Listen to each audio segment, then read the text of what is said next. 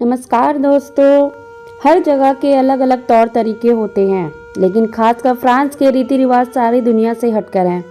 जो चीज़ें और रिवाज वहाँ बने हैं वह दुनिया में कहीं और देखने को नहीं मिलते, और उनके पीछे छुपी सारी वजह सुनकर इंसान दंग रह जाता है। मेरी यह कहानी सुनकर आप भी दंग रह जाएंगे कि किस तरह मैं शादी होकर एक फ्रांसीसी औरत बन गई, और फिर मुझ पर एक ऐसा राज खुला जिसे सुनकर मेरे होश उड़ गए। मेरा नाम उर्मिला है। इंटर की परीक्षा के बाद मैं पूरी तरह फ्री थी और करने को मेरे पास कुछ भी नहीं था। घर में 2 भाभियां मौजूद थी, तो घर में सारा कामकाज उन्हीं के जिम्मे था। तो मैंने इंटरनेट का इस्तेमाल शुरू कर दिया, और वहीं फेसबुक पर मेरी दोस्ती एक फ्रांसीसी मर्द जॉन से हो गई। मैंने सुना था फ्रांसीसी मर्द बहुत पैसे वाले और औरतों के शौकीन होते हैं। उनके पास के रस्मों रिवाज भी बिल्कुल ही अलग होते हैं। जॉन भी ऐसा ही था। वह पेरिस शहर में रहता था और वहीं उसकी सोने की 3 दुकान थी। जॉन का काम ऐसा था कि उसका वास्ता तरह तरह के विदेशी टूरिस्ट लोगों से पड़ता था, इसलिए उसकी हिंदी काफ़ी बेहतर थी। फेसबुक के ग्रुप पर यह होने वाली दोस्ती आहिस्ता आहिस्ता प्राइवेट चैट में बदल गई, और फिर हमने एक दूसरे को व्हाट्सएप नंबर भी दे दिए। जॉन को बहुत ही अच्छा लड़का था और हमेशा बहुत इज्जत से बात करता, और इसलिए मेरे दिल में उसके लिए एक खास जगह बन गई। कभी कभार मुझे वह कुछ अजीबोगरीब सवाल भी पूछ लेता था, जिसे सुनकर मैं हैरान रह जाती। एक बार तो बातों बातों में जॉन पूछने लगा कि उर्मिला, बुरा ना मानो तो एक बात पूछूं। मैंने हंसकर कहा कि ऐसी भी कौन सी पूछने वाली बात है जिसके लिए तुम्हें इजाज़त लेनी पड़ रही है। और फिर उसने जो बात पूछी वह वाकई मेरे लिए अनोखी थी। वजह पूछने लगा, उर्मिला, क्या तुमने कभी अपनी नाक में तेल लगाया है? उसकी बात सुनकर मैंने हैरानी से पूछा, यह कैसा सवाल है? मैं भला नाक में तेल क्यों लगाऊंगी? उस पर उसने फिर एक अजीब सवाल पूछा, क्या तुम्हारी भाभीियों ने कभी अपनी नाक में तेल लगाया है? वह तो शादीशुदा है ना? उसकी बात सुनकर मुझे हंसी आ गई। जॉन, आज तुम्हें ये क्या हो गया है? कैसी बातें कर रही हो? वो भला नाक में तेल क्यों लगाने लगी?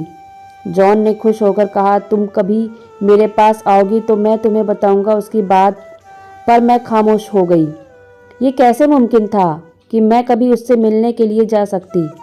हमारे बीच शहरों का नहीं बल्कि समुद्रों का फैसला था। जॉन की बात अक्सर ऐसी ही अजीबोगरीब होती थी, जो मेरी समझ से तो बाहर होती थी। वह अक्सर बात करते करते ऐसे सवाल पूछ लिया करता जिनका ना सर होता ना पैर, फिर भी मुझे उससे बात करना अच्छा लगता। हम दोनों की दोस्ती को 4 महीने ही गुजरे थे कि जॉन ने मुझे शादी के लिए प्रपोज कर दिया, और दूसरी तरफ मेरी भाभी को इस बात की खबर लग गई कि मैं सारी रात किसी से छुपकर बातें करती हूँ। मुझे जॉन से उस प्रपोजल की कोई उम्मीद नहीं थी, क्योंकि हम दोनों ने कभी एक दूसरे को आमने सामने देखा ही नहीं था। तस्वीरें तो हर दिन ही वह भी मुझे भेजता था और मैं भी उसे भेजती रहती थी। इसलिए जब उसने मुझे प्रपोज किया तो मैं हैरान रह गई। वह पेरिस शहर में रहने वाला एक अमीर लड़का था और मैं दिल्ली शहर की एक आम सी लड़की थी। जॉन देखने में भी बहुत खूबसूरत था, जबकि उसके आगे मैं कुछ भी नहीं थी। मैं जॉन के इस प्रपोजल से पूरी तरह खुश भी नहीं हो पाई थी कि भाभी ने मेरी इस दोस्ती की खबर भाई तक पहुंचा दी, और अगले ही दिन भाई ने गुस्से में मुझसे मोबाइल फ़ोन ले लिया। मैं जॉन के प्रपोजल का जवाब भी नहीं दे पाई थी और मुझसे फ़ोन छीन लिया गया था। मैं बिन पानी की मछली की तरह तड़प रही थी। मुझे जॉन की इस कदर आदत हो गई थी कि मैं उसके बगैर एक दिन भी नहीं गुजार सकती थी, और फ़ोन छिन जाने के बाद मुझे एहसास हुआ कि मैं भी उसे पसंद करने लगी हूँ। 2 दिन भी ना गुजरे थे कि मैं भाई के कदमों में बैठ गई, और मैंने डरते डरते भाई को जॉन के बारे में सब कुछ बता दिया, और यह भी बता दिया कि वह मुझसे शादी करना चाहता है। मेरी बातें सुनकर भाई गुस्से में कहने लगे, मुझे लगता है उर्मिला, तुम्हारा दिमाग ठीक नहीं है। क्या तुम्हें मालूम नहीं है कि यह सब सिर्फ दिल लगी के बहाने हैं, और इस तरह यह लोग परदेश की लड़कियों से दिल बहलाते हैं। वह तुम्हारी मासूमियत का फ़ायदा उठाकर कुछ वक्त तुम्हारे साथ गुजारेगा और फिर तुम्हें छोड़कर किसी दूसरी लड़की का शिकार करने निकल जाएगा। मैंने भाई को लाख यकीन दिलाने की कोशिश की कि जॉन दूसरे लड़कों की तरह नहीं है, लेकिन भाई तो किसी तरह मानने के लिए ही तैयार नहीं थे।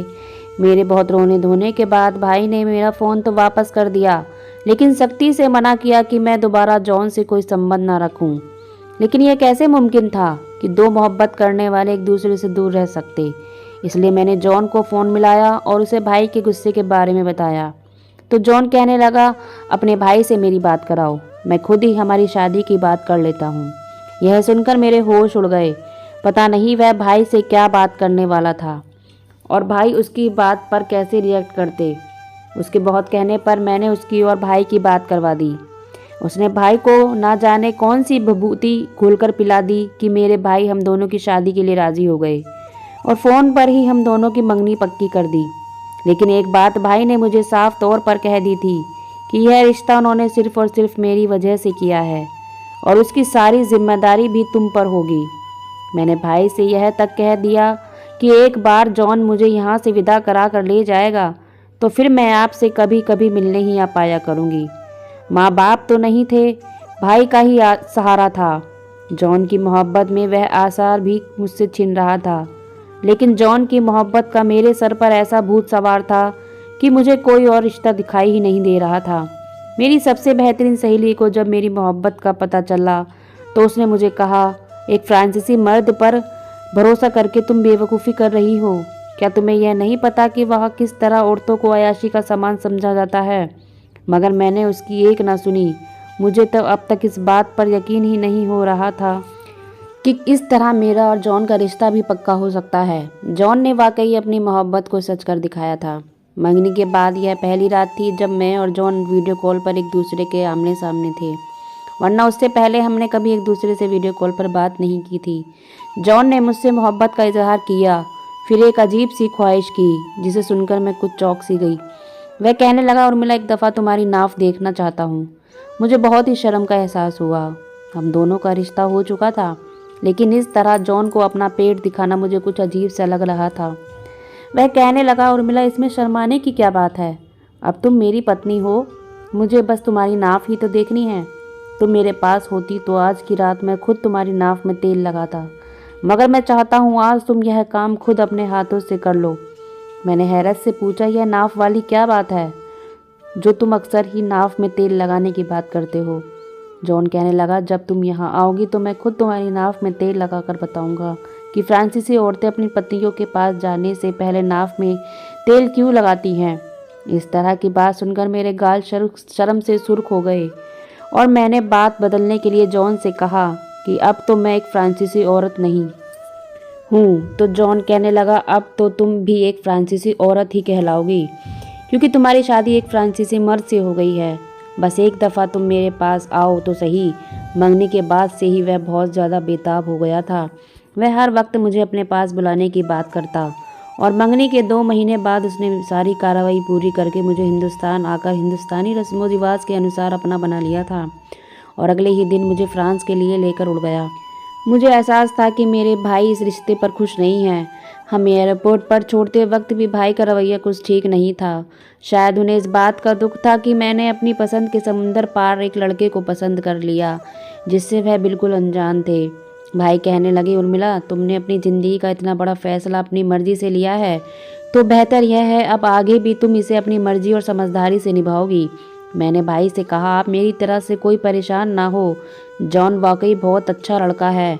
भाई से विदा लेकर मैं खुशी खुशी जहाज में सवार हो गई। आने वाले कल का खौफ कम और जॉन के घर पहुंचने की खुशी ज़्यादा थी, मगर एयरपोर्ट पर हमें कोई भी लेने नहीं आया था, बल्कि यह तो एयरपोर्ट ही दूसरे शहर का था और यहाँ से पेरिस तक गाड़ी जरिए जाना था। लेकिन जो बात हैरान कर देने वाली थी वह यह थी कि जॉन का रवैया वहाँ पहुँचते ही बदल सा गया था। मुझे लगा था कि वह मुझे फ्रांस लेकर खुशी से झूमता फिरेगा और मेरा खूब अच्छे से वेलकम करेगा, लेकिन वह तो अजीब सी जल्दबाजी में था।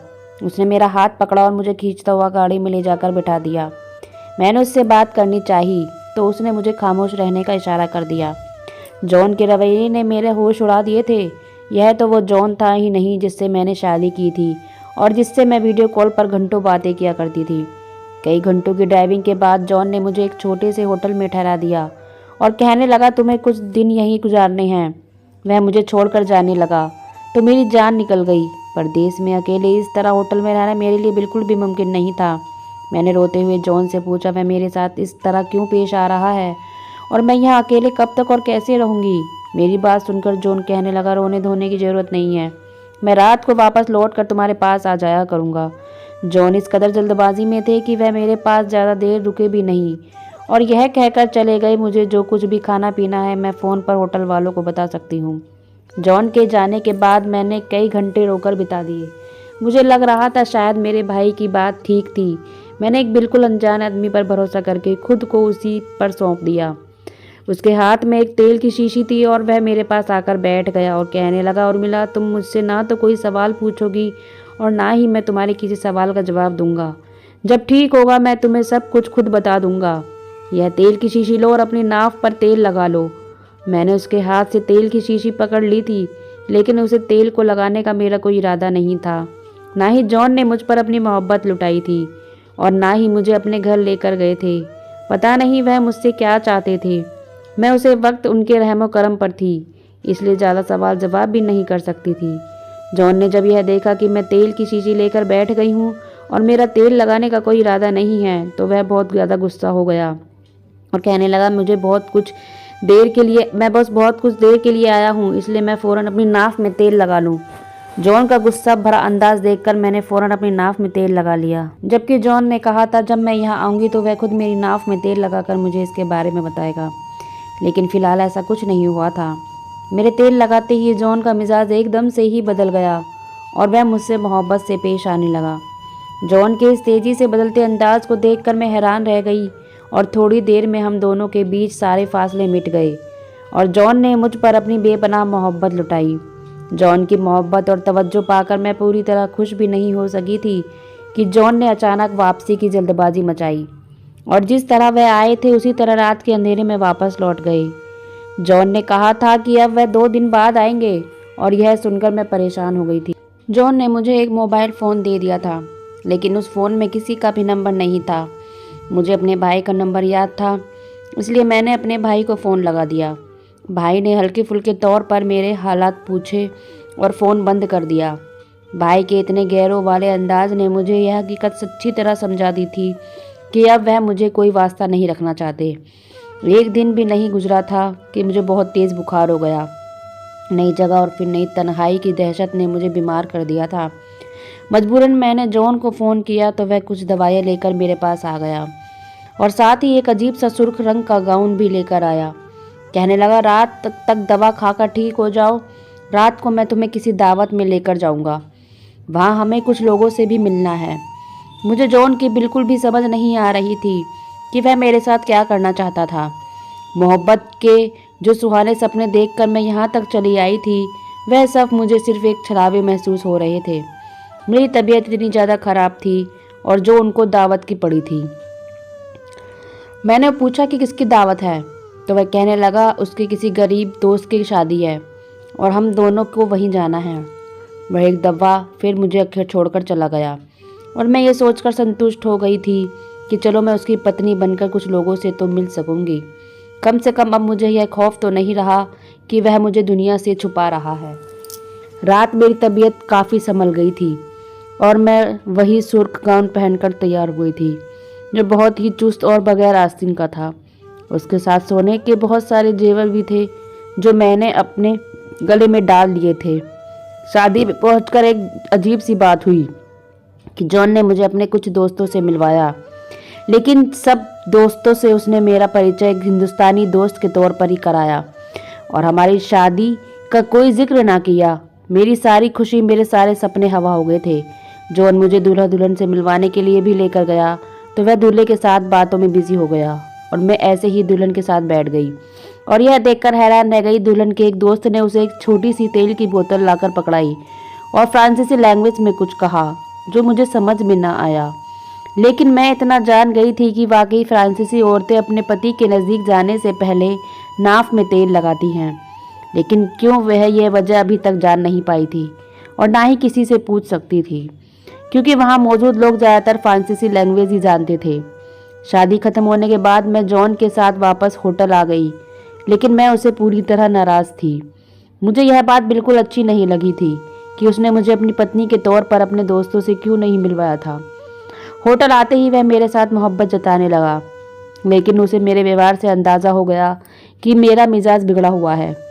जॉन ने तेल की शीशी हाथ में उठाई और कहने लगा, मैं अभी तुम्हारा मूड अच्छा कर देता हूँ। यह कहकर वह खुद ही मेरी नाक में तेल लगाने लगा।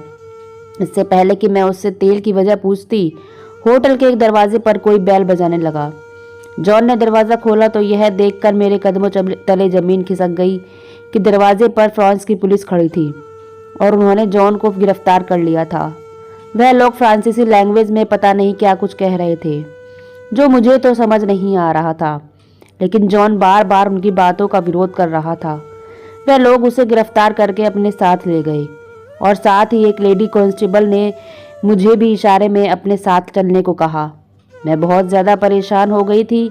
मैंने कभी अपनी ज़िंदगी में इस तरह की कोई सिचुएशन नहीं देखी थी। मेरी आंखों में आंसू बह रहे थे और मुझे अपना घर याद आ रहा था। पुलिस स्टेशन पर पहुंचकर मेरे लिए एक हिंदी बोलने वाले पुलिस वाले का इंतज़ाम किया गया, जिसने मुझे एक ऐसी बात बताई जिसे सुनकर मेरे होश उड़ गए। जॉन के बाप ने उसे चोरी पर इल्ज़ाम लगाया था कि उसने अपने ही बाप की दुकान से बहुत सारे जेवर चोरी किए हैं और वह सारे जेवर मेरे सामान से मिले हैं। उन जेवर की बात हो रही थी जो जॉन ने मुझे गाउन के साथ पहनने को दिए थे। मुझे समझ नहीं आ रहा था कि जॉन की तो अपनी सोने की दुकान थी, फिर उसे मेरे लिए जेवर चोरी करने की क्या ज़रूरत थी। यह सब क्या हो रहा था? काफ़ी देर की तहकीकात के बाद पुलिस वालों ने जॉन को छोड़ दिया। उन लोगों के बीच क्या बात हुई वह मुझे समझ नहीं आ रही थी, लेकिन वह बहुत ही ज़्यादा परेशान था और जब मैंने उससे गुस्से में इस गिरफ्तारी की वजह पूछी तो वह कहने लगा, यह सब कुछ तुम्हारी वजह से हुआ है। जॉन की बात सुनकर मैं हक्का बक्का रह गई कि वह अपनी गिरफ्तारी का इल्ज़ाम मुझ पर क्यों डाल रहा है। जॉन ने मुझे बताया कि उसके माँ बाप मेरी और उसकी शादी पर राज़ी नहीं थे। वह उसकी शादी किसी फ्रांसीसी लड़की से ही कराना चाहते थे, लेकिन जॉन ने उनसे छुपकर अपनी मर्जी से मुझसे शादी कर ली। उसने खुद ही सारे कागजात बनवाकर मुझे यहाँ बुला लिया, लेकिन मेरे यहाँ पहुँचने से पहले ही उसके माँ बाप को इस बात की भनक मिल गई थी और उसके माँ बाप ने कहा अगर जॉन मुझे लेकर घर आया तो वह उसे हमेशा के लिए जायदाद से बेदखल कर देंगे। मजबूरन जॉन ने मुझे होटल में ठहरा दिया और अपने माँ बाप के सामने ऐसा जाहिर किया जैसा उसका मुझसे कोई संबंध नहीं, लेकिन उसे साथ साथ मेरी फिक्र भी सता रही थी, इसलिए वह बार बार थोड़ी थोड़ी देर के लिए चक्कर काट कर चला जाता था। उसने मुझे यह बात इसलिए नहीं बताई क्योंकि उसे डर था कहीं मैं यह सब सुनकर परेशान ना हो जाऊं। मेरी तबीयत खराब होने का सुनकर उसने सोचा कि वह मुझे होटल से बाहर ले जाएगा तो मेरा दिल बहल जाएगा, इसलिए वह मुझे अपने दोस्तों की शादी में ले गया। शादी में जाने के लिए जेवर की ज़रूरत थी, लेकिन उसके बाप ने उसकी हर हरकत पर नज़र रखी हुई थी, इसलिए वह चोरी से दुकान से जेवर लेकर आया था और अब यह बात उसके बाप को पता चली तो उन्होंने गुस्से में अपने बेटे के खिलाफ रिपोर्ट दर्ज करा दी। जॉन कह रहा था वह आहिस्ता आहिस्ता अपने माँ बाप को हमारे रिश्ते के लिए राज़ी कर लेगा, लेकिन जब तक मुझे उसका साथ देना होगा और खामोशी से इसी तरह कुछ दिन होटल में गुजारने होंगे। जॉन की बातें सुनकर मैं शर्मिंदा हो गई थी। उसके बारे में ना जाने मैं क्या क्या सोच रही थी, जबकि वह मेरी वजह से बहुत परेशान था। अपने माँ बाप के दबाव के बावजूद भी उसने मुझे नहीं छोड़ा था। मैंने जॉन से कहा कि वह परेशान ना हो, मैं हर तरह से उसका साथ निभाने के लिए तैयार हूँ। मेरी बात सुनकर जॉन संतुष्ट हो गया और कहने लगा, जाओ पहले तेल की बोतल उठाकर लाओ, मैं खुद तुम्हारी नाव में तेल लगाऊंगा। जॉन की बातें सुनकर मैं तेल की बोतल उठा लाई, लेकिन उससे कहा कि पहले मुझे यह बताओ कि फ्रांस की औरतें यह तेल क्यों लगाती हैं। जॉन ने मुझे बिस्तर पर लिटाया और खुद मेरी नाव में तेल लगाते हुए कहने लगा कि यह तेल नाव में एक जादुई तेल का काम करता है। फ्रांसीसी औरतें इसे पति के पास जाने से पहले इसलिए लगाती हैं क्योंकि इसके बहुत सारे फ़ायदे होते हैं। बहुत सी औरतों की बीमारियां ऐसी होती हैं जो नाव में तेल लगाने से खुद ब खुद खत्म हो जाती हैं। औरतों को इससे उम्मीद से होने में भी आसानी होती है।